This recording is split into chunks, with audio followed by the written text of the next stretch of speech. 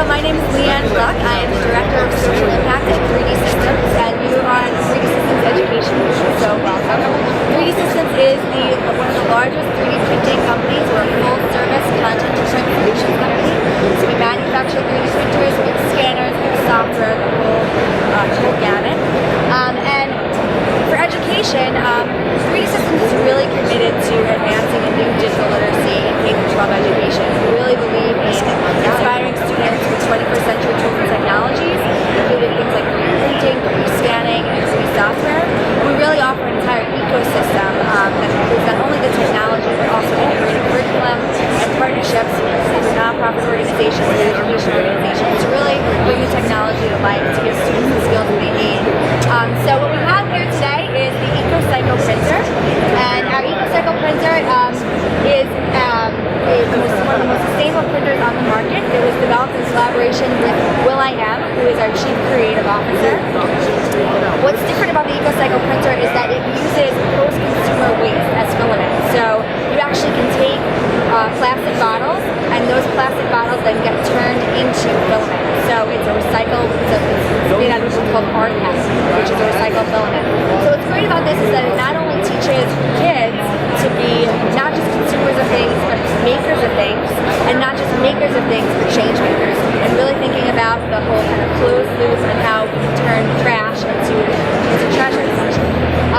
One of the things we have right here is one of our kind of free files that comes with the EcoCycle printer, which I absolutely love, is kind of a little pod thing that you can put your phone on, and it projects out. It's a really great print, and what you'll see is the EcoCycle printer actually prints at about 70 microns.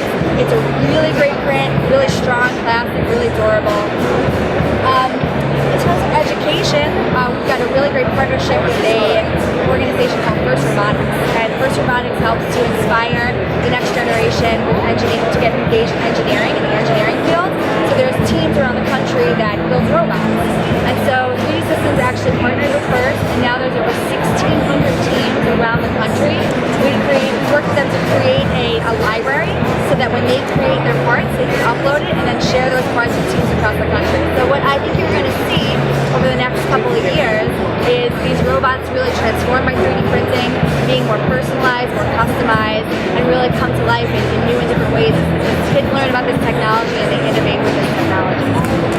Okay, so if I have a water bottle, right, and I just drank all my water, what do I do with that water bottle in order to get it to print it through the EcoCycle? Do I take it to somebody else and then they will like recycle it and then make the filament, or how does that work? Well, the very first step is recycle, right? So you take your water bottle, you throw it away, and there's companies that essentially take that product and then they turn it into they'll grind it up and they'll turn it into these little pellets, and then we take those pellets and turn those pellets into filament. So it actually would be quite cool to kind of track the supply chain of like once you throw your bottle away. But one of the things that we're doing with First Robotics team is we're helping them to encourage recycling. So as they kind of collect recycling at their locations, they know that those things will then turn into waste. But another thing is that these actual cartridges are also recycled. So the idea is that instead of throwing this cartridge away, what you do when you're done with it, when all the filament is out of it, is you send it back to us, and then we then have another closed loop system where we can then refill the cartridges and then use them again. What has it been like working with students centered around 3D printing? It's really incredible. You know, we talk a lot about the future of manufacturing in the United States and bringing manufacturing back to the U.S. We talk a lot about innovation in the United States. And what's really exciting is when you introduce students to 3D printing, this idea of a new digital literacy, inspiring innovation, and really giving kids a new skill set, it's absolutely real and absolutely true.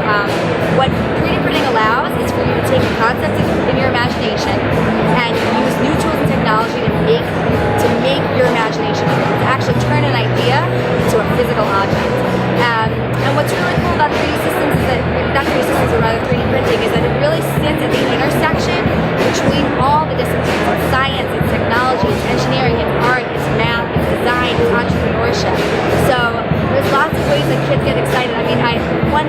example is it was a 10-year-old kid who it's a great story. I think he was like drinking hot chocolate one day, and he thought, wouldn't it be cool if I could like throw my marshmallows into my cup and like dunk them into like a basketball hoop in my cup?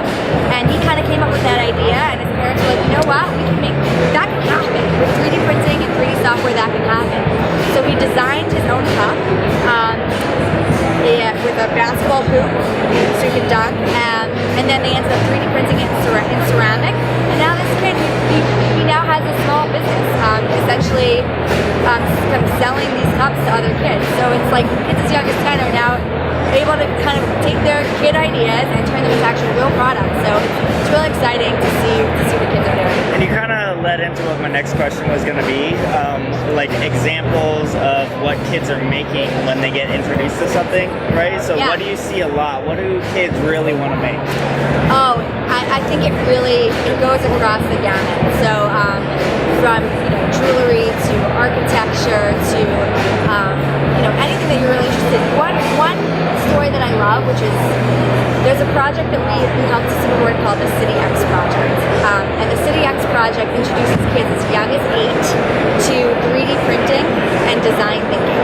And the way that it introduces these kids to these concepts is it tells them that they are now on a fictional City X, right? They're settlers on another planet. And on this other planet, there's all these problems that they have to solve around transportation, around healthcare, all the problems that we would have in this world. And then the kids have to come up with their own ideas of how they would solve those problems, prototype the ideas, and then actually use 3D printing to create them. So for me, one kid came up with an idea around a health pod, and the health pod was like, it was like a kind of like a couch where you could go to the doctor, and it had like an M&M vending machine, like a foot massage thing. And yes, it's kind of funny because this kid's 8, like it's not really realistic at 8, but it's like sparking their imagination. So that by the time that they're in their 9th grade, they're in 12th grade, then they're really getting to the point where they can take those imagination and ideas they had early and then create something really exciting, in the high school and the university level. Do you think schools are going to integrate 3D printing on a large scale? They are. The answer is absolutely yes. They already are. There's school districts around, New York, California, Texas, Florida, who have already really begun to think about how to integrate 3D printing. And it's not just a US-based thing. It's a global thing. Korea, different countries in South America, the UK are already committed and thinking about how do we integrate 3D printing across curriculum. So this definitely is a new global innovation. I like to think about, when I was a kid, I was learning how to use Microsoft Word and PowerPoint in school, and then the generation after that was looking at Illustrator. This next generation will learn 3D scanning, 3D software, and 3D design tools. In 10 years, 15 years down the road, you're really going to see an explosion of what that new skill set has brought. So it definitely is the wave of the future in terms of education. Okay, and last question is, what's your favorite thing to print? My favorite thing to print? Well, this actually is one of my most favorite things lately. Really, when I first printed this in the office, I was very, very excited about it. I tweeted it all over. So right now, this is my favorite thing. But personally, I'm really passionate about jewelry. Before I came to 3D systems, I was really excited about 3 things: making shoes, my hobby, personal life, making shoes, making jewelry, and making umbrellas. And what I found when I came here is that you can do all of those things with 3D printing. You can customize jewelry, make some jewelry, actually make a better umbrella, and 3D print shoes. So those are 3 of my favorite things to bring to life. Hi, my name is Liz Von Haslin. I'm the creative director of food products here at 3D Systems, and I'm thrilled to tell you guys about the ChefJet printers today. They are the first kitchen-certified 3D printers, and they're for confection, so you can print candy or frosting for the tops of cakes or sugar to melt in coffee or cocktails. And it's all fully edible, all really tasty, and it means you can design it, anything you can imagine you can print. So here we have some candies that we made with the 3D printer. These are mint peppermint, so they're great after dinner mints. Here are some of our other candies.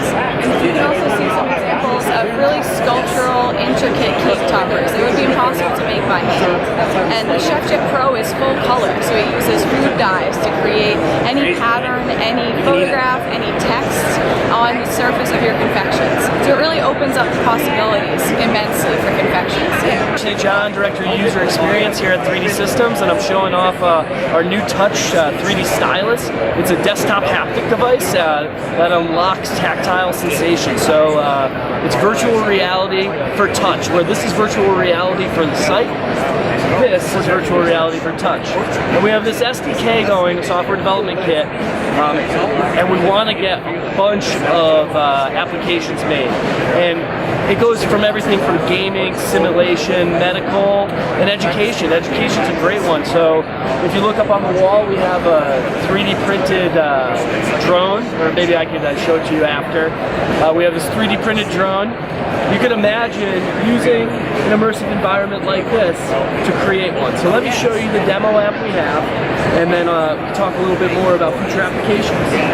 So I put on the headset, and I go in. So I have this device, and with this device and the headset I can see, so it's like the blocks right there in front of me. I can reach out and touch them. And then when I touch them, the device stops me, so I actually feel that surface. I can feel the edges, I can feel the top. And then when I reach in and I grab it, I can feel the weight, there's gravity there. Watch this, if I throw it off the edge, the gravity's there. I can also take them and begin to stack them on top of each other. But like I had said, it's not about this game. This is just a demo app for people to understand how haptics, tactile sensations can kind of be brought into these environments. And when you take VR, 3D printing, and haptics, it's this perfect storm of innovation. So with the drone example, you could walk into a workshop with your headset on, a virtual workshop, and all of the parts of the drone are there. And you could assemble them, and it could teach you how to solder the wires and create the electronic systems. And then you could actually order them, the electronics, through the app, and they'd be sent to you. It will unlock the 3D printables. You print the body of the drone, and it already taught you how to assemble it in the virtual world. Now you can use those skills that you built in the real world to create the actual drone. So it's the Touch SDK, and we're running a lot of competitions right now. We're going to give away $50,000 in prizes, and we're going to give away Cube Pros and Cube printers through a group called Top Coder to get a bunch of ideas and applications created for our new Touch 3D Stylus. So thanks a lot.